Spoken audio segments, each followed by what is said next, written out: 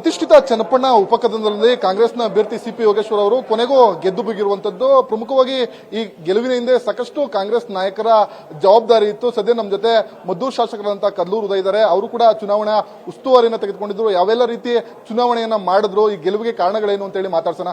Sir, ಮೊದಲನೇದಾಗಿ ನೀವೊಂದಷ್ಟು ಜವಾಬ್ದಾರಿಗಳನ್ನ ತೆಗೆದುಕೊಂಡಿದ್ರೆ ಅದ್ರ ಪ್ರತಿಫಲ ಇವತ್ತು ಸಿಕ್ಕಿದೆ, ಯೋಗೇಶ್ವರ್ ಅವರು ಗೆದ್ದಿದೆ, ಏನ್ ಹೇಳ್ತೀರಿ ಸರ್? ಇವತ್ತು ಏನು ನಮ್ಮ ಹಳೆ ಮೈಸೂರು ಭಾಗದಲ್ಲಿ ದೇವೇಗೌಡರ ಕುಟುಂಬದವರು ಭಾಳಷ್ಟು ವರ್ಷಗಳಿಂದ ತಮ್ಮದೇ ಆದ ಪ್ರಾಬಲ್ಯವನ್ನು ಬೆಳೆಸ್ಕೊಂಡು ಬಂದಿದ್ರು. ಅವ್ರಿಗೇನು ಯಾವ ಮನಸ್ಥಿತಿಲಿದ್ದು ಅಂದರೆ, ಇಡೀ ಒಕ್ಕಲಿಗ ಜನಾಂಗ ಹಳೆ ಮೈಸೂರು ಭಾಗದ ಜನ ನಮ್ಮ ಮನೆ ಗುಲಾಮರು ಅನ್ನುವಂಥ ಮನೋಭಾವ ಅವರು ಇಟ್ಕೊಂಡಿದ್ರು.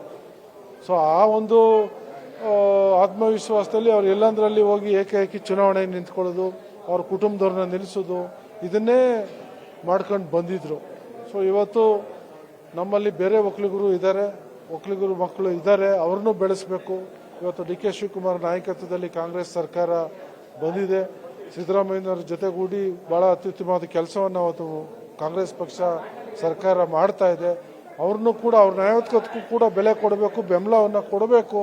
ಯೋಗೇಶ್ವರ್ ಹಿಂದೆ ಮಾಡಿದಂಥ ಕೆಲಸಕ್ಕೆ ನಾವು ಋಣವನ್ನು ತೀರಿಸಬೇಕು ಅಂತ ಇವತ್ತು ಚನ್ನಪಟ್ಟಣ ಜನತೆ ಅವ್ರನ್ನ ಅಭೂತಪೂರ್ವವಾಗಿ ಗೆಲ್ಸ್ಕೊಟ್ಟಿದ್ದಾರೆ. ನಿಖಿಲ್ ಕುಮಾರಸ್ವಾಮಿ ಅವ್ರನ್ನ ಗೆಲ್ಸ್ಕೊಳ್ಳೇಬೇಕು ಅಂತ ಹೇಳಿ ಇಡೀ ದೇವೇಗೌಡರು ಕುಟುಂಬ ಚನ್ನಪಟ್ಟಣದಲ್ಲಿ ಬೀಡನ್ನ ಬಿಟ್ಟಿತ್ತು, ಚುನಾವಣೆಯನ್ನ ನಡೆಸಿತ್ತು. ಆದ್ರೂ ಕೂಡ ಸಿಪಿ ಯೋಗೇಶ್ವರ್ ಒಂದು ರೀತಿ ದೊಡ್ಡ ಮಟ್ಟದಲ್ಲಿ ಗೆದ್ದಿದ್ರು ಅಂತ. ಅದರ ಸ್ಟ್ರಾಟಜಿ ಏನಿತ್ತು, ಯಾವ ರೀತಿ ಇತ್ತು ಸರ್ ಚುನಾವಣೆಯ ತಂತ್ರಗಳು?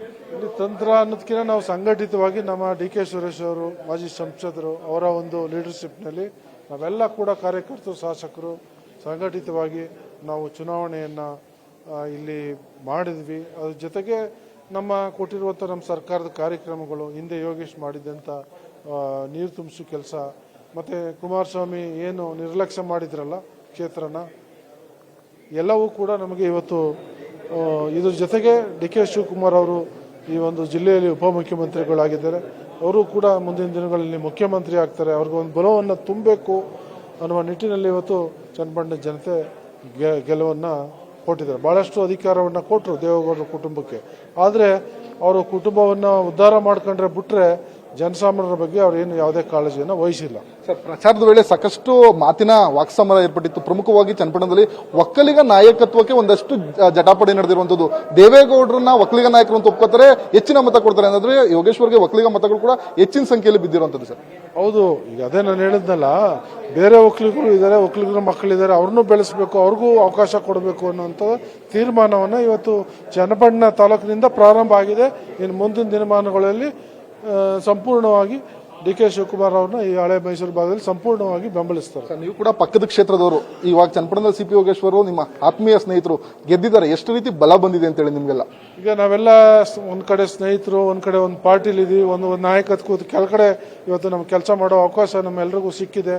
ನಾವು ಒಬ್ರಿಗೊಬ್ರು ಸಪೋರ್ಟಿವ್ ಆಗಿ ಈ ಒಂದು ರಾಜ್ಯನ, ಈ ಒಂದು ಭಾಗದಲ್ಲಿ ಹೆಚ್ಚಿನ ಅಭಿವೃದ್ಧಿ ಮಾಡಲಿಕ್ಕೆ, ಇನ್ನೂ ಹೆಚ್ಚು ನೀರಾವರಿ ಯೋಜನೆಯನ್ನು ಮಾಡಲಿಕ್ಕೆ ನಮ್ಮ ಉಪಮುಖ್ಯಮಂತ್ರಿಗಳು ಇವತ್ತು ಡಿ ಕೆ ಶಿವಕುಮಾರ್ ಅವರು ಇರೋದ್ರಿಂದ ಹೆಚ್ಚಿನ ರೈತರಿಗೆ ಅನುಕೂಲ ಆಗುವ ಕೆಲಸವನ್ನು ನಾವೆಲ್ಲ ಜೊತೆಗೂಡಿ ಒಬ್ಬರೊಬ್ಬರ ಅನುಭವವನ್ನು ಹಂಚಿಕೊಂಡು ನಾವು ಮುಂದಿನ ದಿನಗಳಲ್ಲಿ ಕೆಲಸವನ್ನು ಮಾಡ್ತೀವಿ. ಚನ್ನಪಟ್ಟಣ ಕ್ಷೇತ್ರ ಸಾಕಷ್ಟು ಪ್ರತಿಷ್ಠೆ ಆಗಿತ್ತು. ಡಿ ಕೆ ಬ್ರದರ್ಸ್ ಅವ್ರಿಗೂ ಕೂಡ ಸಾಕಷ್ಟು ಪ್ರತಿಷ್ಠೆಯ ಕ್ಷೇತ್ರ ಆಗಿತ್ತು. ಈಗ ಗೆದ್ದಿದ್ದಾರೆ.